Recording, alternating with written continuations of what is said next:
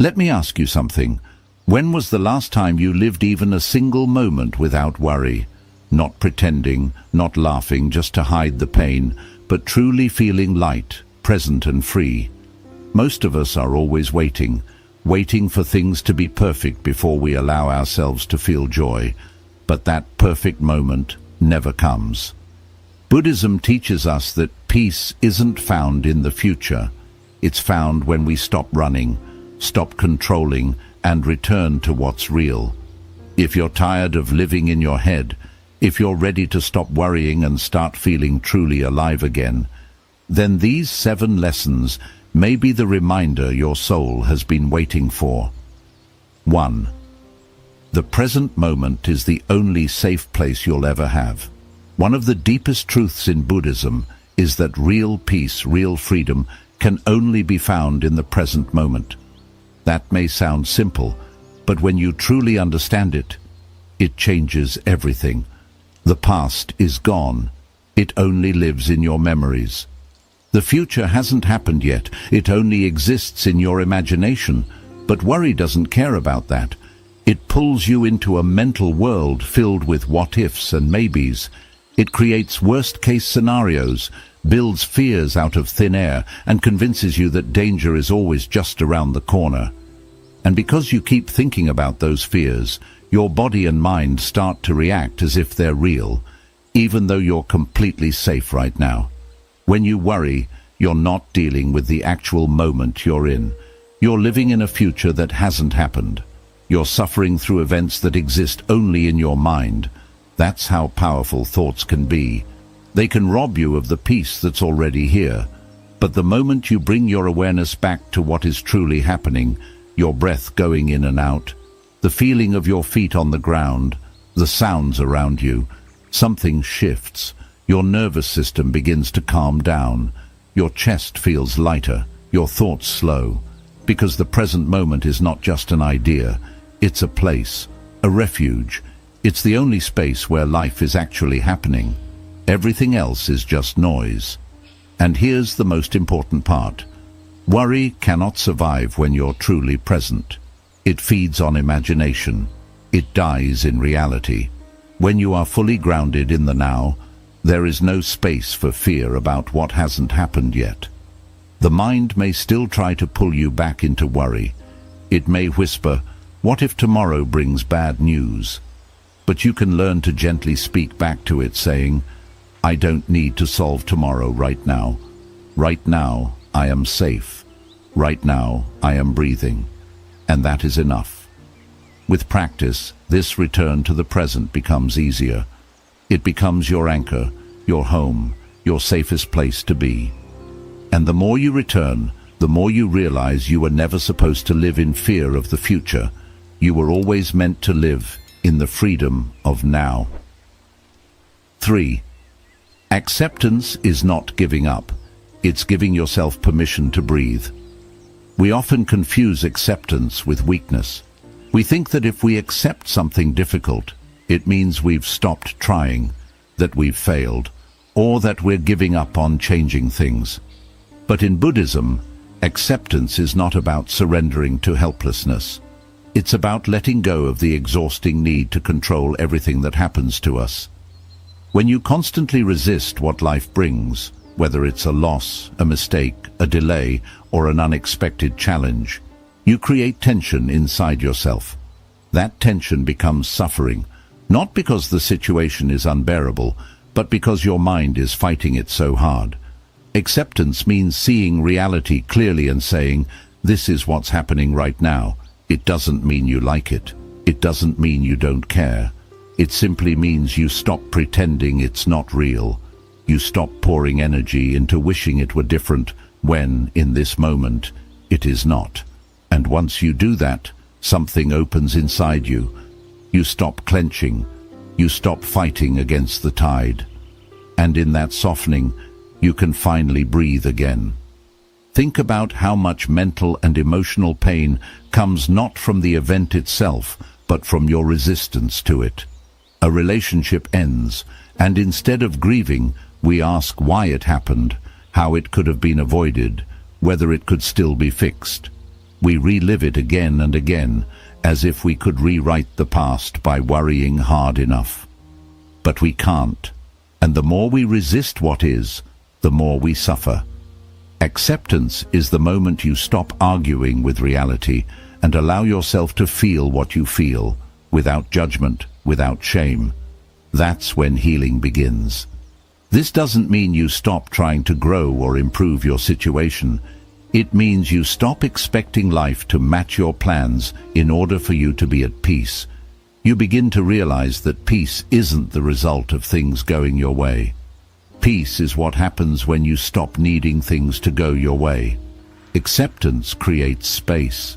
Space for clarity, for wise action, for rest. It frees up the energy that was trapped in the endless cycle of frustration and fear. And in that space, you can move forward, not with anxiety, but with understanding, not with control, but with trust, because you no longer need to win against life, you just need to walk with it. 4. Not every thought deserves your attention or your belief. The human mind is an incredibly powerful tool, but it can also be an incredibly noisy and confusing place.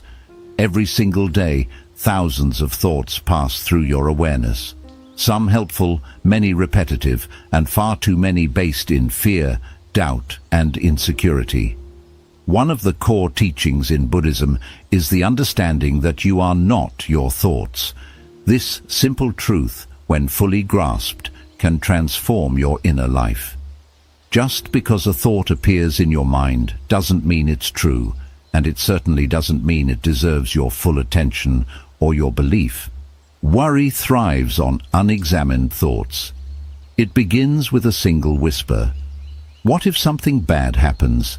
And suddenly, you're following that thought down a spiral of imagined worst-case scenarios.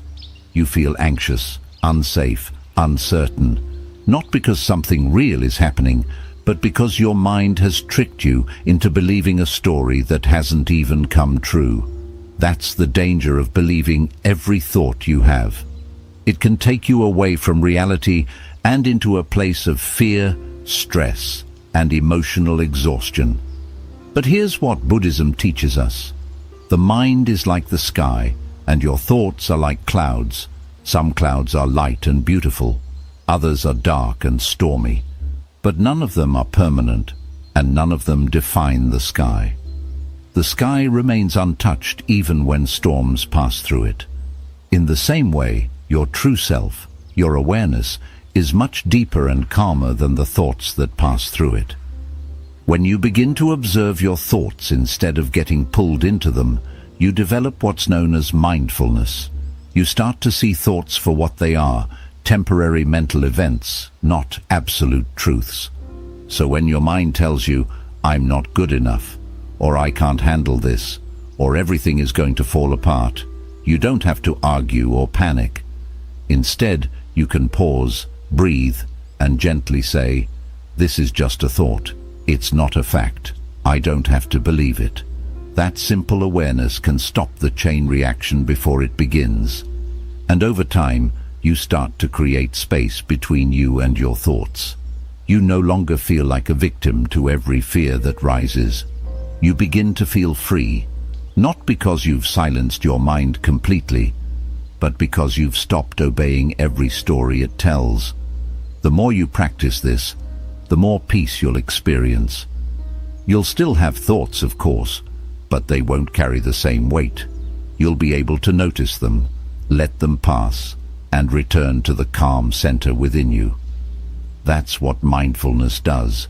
It trains you to live with awareness instead of reactivity. It teaches you to stop letting your thoughts pull you in every direction. And when you master this inner stillness, worry no longer controls you. You become grounded, clear, and calm, not because life is perfect, but because your mind no longer needs to be. 5. Impermanence means your fear cannot last forever. One of the most profound and freeing teachings in Buddhism is the truth of impermanence, the understanding that everything in this life is constantly changing. Nothing remains the same. People grow, emotions shift, situations evolve. Just like the seasons, every experience, good or bad, will pass. And yet when fear or anxiety takes hold, it often feels permanent. It feels like it will stay forever, like it has taken over your entire reality. But the truth is, no matter how overwhelming the fear may seem, it will pass. It always does. Think back to the moments in your past when you felt lost, anxious, heartbroken, or uncertain. At the time, those feelings might have seemed unbearable, but here you are, you survived them, you made it through, and now those same experiences live only in memory. That alone proves something powerful. Emotions, no matter how intense, are temporary. Even the deepest pain has a lifespan. And once you start seeing emotions this way, especially worry and fear, you stop identifying with them. You stop saying, "I am anxious," and instead begin to understand, "I am experiencing anxiety," and like everything else, it will pass. When you forget impermanence, you panic. You feel like things will always be this hard, this uncertain, this painful. But when you remember it, you create space between you and your suffering. You no longer see it as something that defines your existence, but as something that is visiting for a while and will eventually leave. This is not just a comforting idea. It's a spiritual truth that is reflected in nature, in life, and in every experience we go through. The storm doesn't stay. The night always gives way to dawn, and even the heaviest emotions lighten with time. This understanding also helps you approach your emotions with more patience and gentleness. You stop trying to rush healing or force yourself to feel better. Instead, you learn to sit with your discomfort without fearing it. You let it move through you like a wave, rising, peaking, and eventually receding. You learn to breathe with it, not fight against it. You trust the process, because now you know with complete certainty that you are not stuck. You are simply in a temporary moment of difficulty, and that moment, like all others, is already passing. So when worry shows up, and your chest tightens, and your mind begins spinning stories about what might go wrong, take a step back. Place your hand over your heart. Remind yourself gently, this is only a moment. It will not last. I have survived so many before, and I will move through this too. That simple reminder, spoken with awareness and care, can bring incredible peace to your inner world. Because when you stop fearing your fear and you start trusting the nature of impermanence, you unlock a kind of inner calm that no storm can shake. 6. Let go of control. That was never your burden to carry. One of the greatest sources of worry in life comes from the illusion of control, the belief that if we think hard enough, plan far enough, or try long enough, we can make everything go exactly as we want. We tell ourselves that if we just stay alert, we can prevent bad things from happening, avoid pain, and keep everything and everyone in perfect order. But this belief, while understandable, is a heavy burden to carry, because no matter how hard you try, there will always be things beyond your control, other people's choices, unexpected events, shifting circumstances, and even your own emotions at times. Trying to control everything doesn't bring peace. It creates anxiety.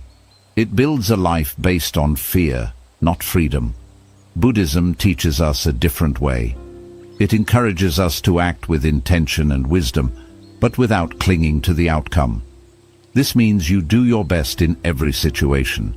You show up fully. You give your energy to what matters. You respond with mindfulness, but then you release the rest.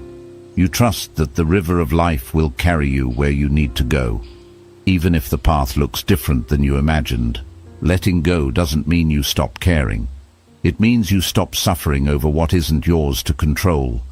It's not weakness, it's maturity. It's strength of a different kind, the kind that comes from knowing that peace is more important than perfection. Think about how many nights you've stayed awake replaying conversations, stressing over decisions you can't undo, or fearing outcomes that haven't even happened. All that energy, all that tension, and yet nothing changed except your exhaustion. The truth is, the future is not something you can fully shape with worry. It's shaped by presence, action, and trust. And when you realize that, you can begin to release your grip. You can breathe again. You can walk more lightly through your life. Letting go of control also means letting go of the belief that you need to be perfect for things to work out. It's about accepting that mistakes will happen, plans will change, and uncertainty is simply part of life's journey. But instead of fighting that reality, you start making peace with it. You begin to trust that life has its own wisdom, that beneath the seeming chaos, there is a quiet order. And that trust becomes your anchor in times of change. You don't have to figure everything out right now. You don't need to have all the answers. What matters is that you keep returning to yourself and asking, am I showing up with presence and care? If the answer is yes, then let the rest unfold in its own time. Give life the space to breathe. Give people the space to be themselves. And give yourself the permission to not have it all figured out. The freedom that comes from letting go isn't about floating above life. It's about sinking deeper into it. It's the kind of freedom that helps you show up with more love, more clarity, and more peace because you're no longer draining your energy trying to control what was never meant to be controlled. Lesson 7. Speak gently to the voice inside you that worries. Almost everyone carries an inner voice that worries, doubts, overthinks, and fears the worst. This inner voice often appears in quiet moments when you're alone with your thoughts or when something uncertain lies ahead. It whispers questions like, "Are you sure you can handle this?" or "What if everything falls apart?" This voice isn't trying to be cruel. It doesn't mean to harm you. In its own way, it believes it's protecting you. It's trying to prepare you for possible danger, heartbreak, or disappointment.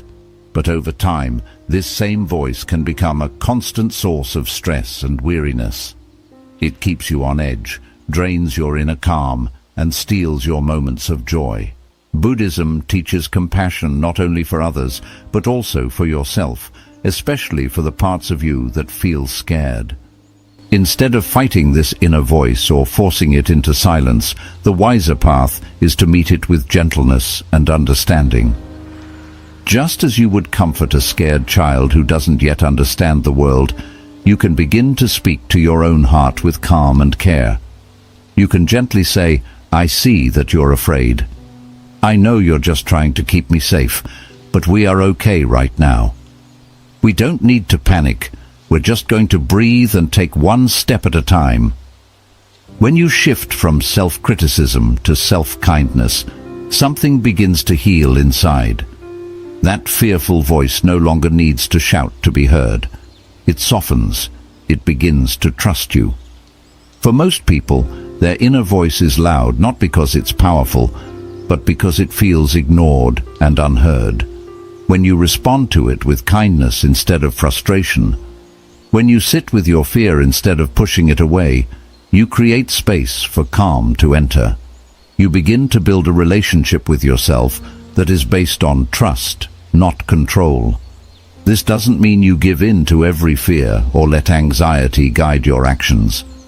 It means you learn to be present with those feelings, like a calm teacher guiding a nervous student. You stop asking, "Why am I like this?" and instead say, "It's okay to feel this way, and I can still take the next step." This simple shift is the heart of Buddhist self-compassion, meeting your thoughts and emotions with mindfulness and kindness, instead of judgment and resistance. With time, as you keep practicing this gentleness, the fearful voice inside becomes quieter. Not because life has suddenly become easier, but because your way of relating to your own mind has softened and healed. You become your own safe space. You realize that you don't need to battle yourself to grow. You need to care for yourself as you grow. And this kind of gentleness is not weakness. It is the deepest form of strength. Because when you can sit beside your own fear without running away, you are no longer ruled by it. You are free.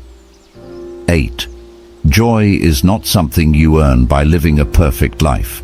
It is a practice you can start right now. Many people spend their whole lives thinking that happiness is something they have to achieve. They tell themselves, "I'll be happy when life settles down," or "I'll feel joy once everything is in place, once I'm successful, once all the problems are solved." But that day rarely comes because life is always changing. There will always be something unfinished, some uncertainty, some imperfection. If you wait for life to be perfect before allowing yourself to feel happy, you might wait forever. Buddhism gently reminds us that joy is not something that happens by chance.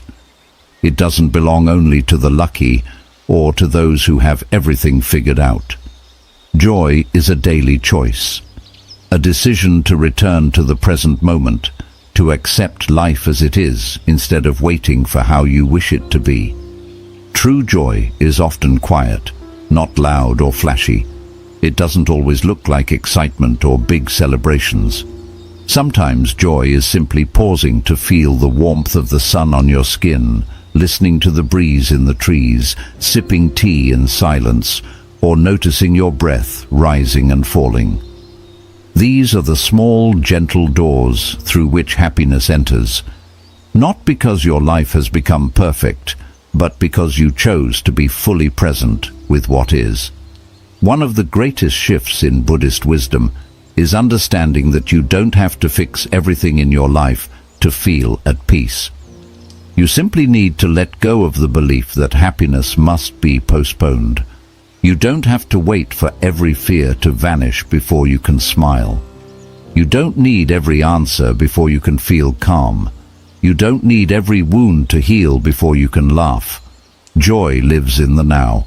And when you learn to touch that joy, even in the middle of life's messiness, something beautiful begins to happen. You start to take your power back. Practicing joy means gently training your mind to notice what is good, even when things are hard. It means making time to feel grateful, even when life doesn't seem perfect.